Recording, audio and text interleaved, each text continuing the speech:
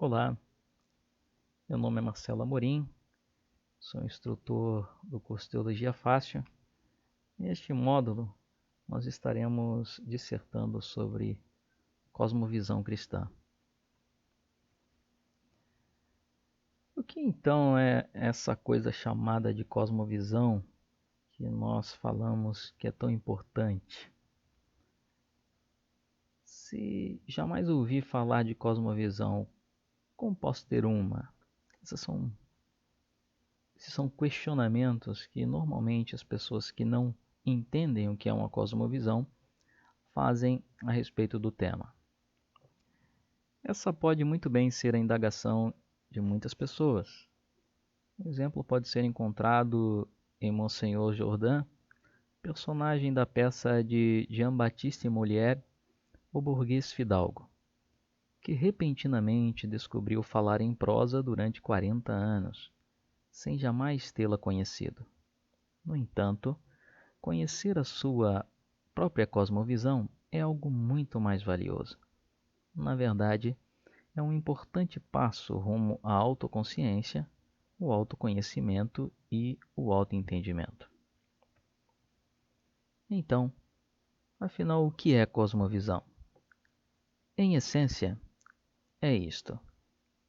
Uma cosmovisão é um comprometimento, uma orientação fundamental do coração, que pode ser expressa como uma história ou um conjunto de pressuposições, hipóteses que podem ser total ou parcialmente verdadeiras ou totalmente falsas, que detemos consciente ou subconscientemente, consistente ou inconsistentemente, sobre a constituição básica da realidade e que fornece o alicerce sobre o qual vivemos, movemos e possuímos nosso ser.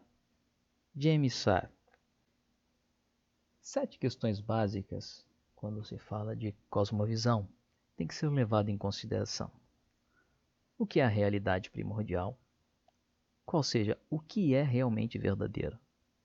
A essa questão, podemos responder Deus, os deuses ou o cosmo material. Nossa resposta aqui é a mais fundamental de todas. Ela estabelece os limites para as respostas que podem ser consistentemente dadas para todas as demais questões. Isso se tornará mais claro à medida que formos avançando nos estudos sobre o tema. 2. Qual a natureza da realidade externa, isto é, o mundo que nos rodeia? Aqui, nossas respostas indicam se enxergamos o mundo como criado ou autônomo, caótico ou organizado, como matéria ou espírito, ou se enfatizamos o nosso relacionamento pessoal, subjetivo com o mundo ou a sua objetividade a parte de nós. 3. O que o ser humano é? A essa pergunta podemos responder: uma máquina altamente complexa, um Deus adormecido, uma pessoa feita à imagem de Deus, um símil nu. 4. O que acontece a uma pessoa quando ela morre? Aqui podemos replicar: extinção pessoal, ou transformação para um estado mais elevado, ou reencarnação, ou passagem para uma existência sombria do outro lado. 5. Por que é possível conhecer alguma coisa?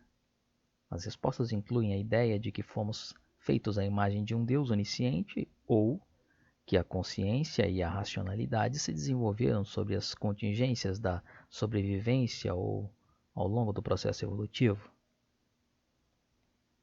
6. Como sabemos o que é certo ou errado?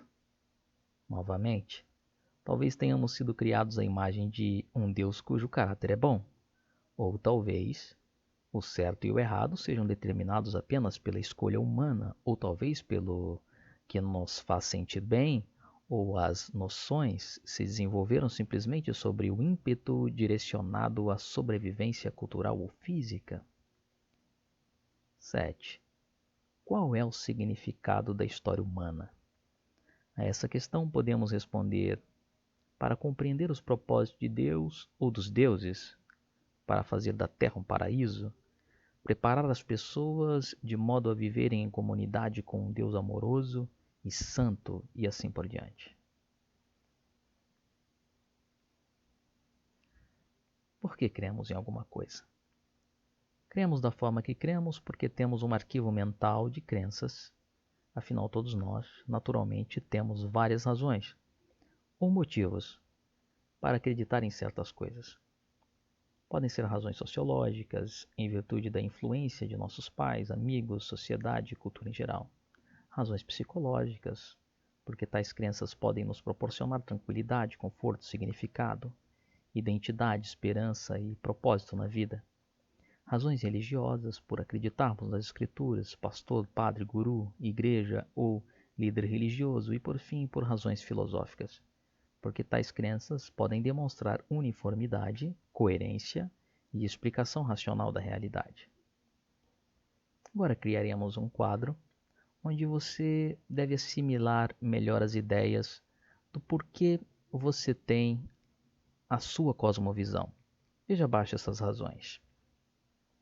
Razões sociológicas seriam a influência de seus pais, seus amigos, da sociedade, da cultura em que você foi criado.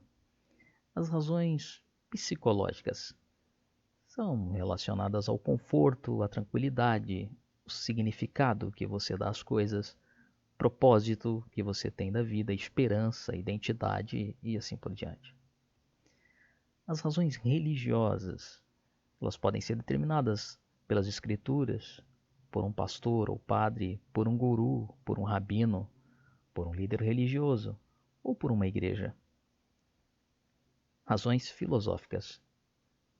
Pode ser pela uniformidade, pela coerência, pela inteireza e pela melhor explicação dos assuntos que você pensa ou filosofa. A isso podem ser determinadas as razões da onde você tem a sua cosmovisão. Pense nisso. Definindo cosmovisão. O termo é uma tradução da palavra alemã Weltanschauung, que significa modo de olhar o mundo. Welt, mundo. Schauung, olhar. Ponto de vista ou concepção de mundo. De acordo com Albert Wolff, este termo tem a vantagem de ser claramente distinto de filosofia, ao menos no uso do alemão, e de ser menos enfadonho do que a frase visão do mundo e da vida. Em poucas palavras, é um conjunto de suposições e crenças que utilizamos para interpretar e formar opiniões acerca da nossa humanidade, propósito de vida, deveres no mundo, responsabilidade para com a família, interpretação da verdade e questões sociais. É como um mapa mental que nos diz como navegar de modo eficaz no mundo. Embora muitas pessoas não reflitam de forma consciente acerca de sua cosmovisão e nem mesmo imaginem que tenham uma, todos nós possuímos uma perspectiva da vida e de mundo, ainda que de forma inconsciente. Como afirmou James Sard, que adquirimos a partir da reflexão criteriosa ou de modo subconsciente ao longo dos anos como resultado de nossas experiências pessoais e socioculturais. Isso porque, como lembrou George Barna, sem uma cosmovisão não conseguiríamos tomar as centenas de decisões diárias que tomamos, pois uma opção seria tão atraente quanto qualquer outra, até mesmo nas pequenas escolhas. Baseamo-nos em nosso senso de certo e errado, de bom e mal, de útil e desnecessário, de apropriado e inconveniente, a fim de conseguirmos o que pensamos serem as escolhas mais acertadas. Desta ainda bem pequenas. Ao sairmos do útero materno, começamos a desenvolver a compreensão de como a vida acontece e as melhores opções a adotar.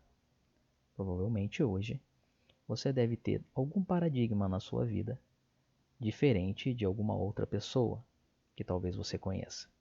O modo do seu pensar e o modo do pensar da outra pessoa provavelmente foram determinadas por todos aqueles pontos que nós estudamos anteriormente. Todos nós somos influenciados pelos nossos pressupostos para termos uma cosmovisão. Isso todos nós devemos ser cônscios, devemos ser sabedores, devemos ter noção de que acontece com todos, inclusive com você e comigo. E na medida em que nós somos conscientes dos nossos pressupostos, nós entendemos o porquê nós pensamos da maneira que pensamos. Ideias têm consequências. É a frase que melhor explica o caráter orientador das cosmovisões, seja de forma individual ou coletiva.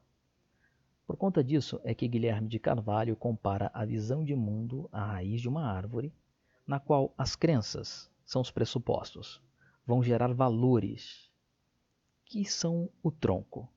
Estes valores, por sua vez, determinam o comportamento, que são os galhos, dos indivíduos, que vão originar as consequências, que são os frutos. Em seu livro Como Viveremos, Francis Schaeffer ressalta que a maioria das pessoas pega seus pressupostos do contexto familiar e da sociedade circundante, da mesma maneira que uma criança pega sarampo. Entretanto, as pessoas um pouco mais esclarecidas percebem que os seus pressupostos devem ser escolhidos após uma cuidadosa consideração de qual cosmovisão é verdadeira. Charles Colson e Nancy Pearson sugerem algumas diretrizes capazes de nos auxiliar a definir uma visão de mundo coerente com a realidade. São elas: compatibilidade com a evidência científica, fundamento da dignidade humana, o definitivo significado da vida, nosso destino e o serviço ao próximo. Segundo os autores, somente a visão de vida judaico-cristã conforma-se à realidade e descreve a natureza e o caráter da condição humana da forma como realmente experimentamos. Somente a visão bíblica cria uma base sustentável, racional e verdadeiramente libertadora para uma vida humana.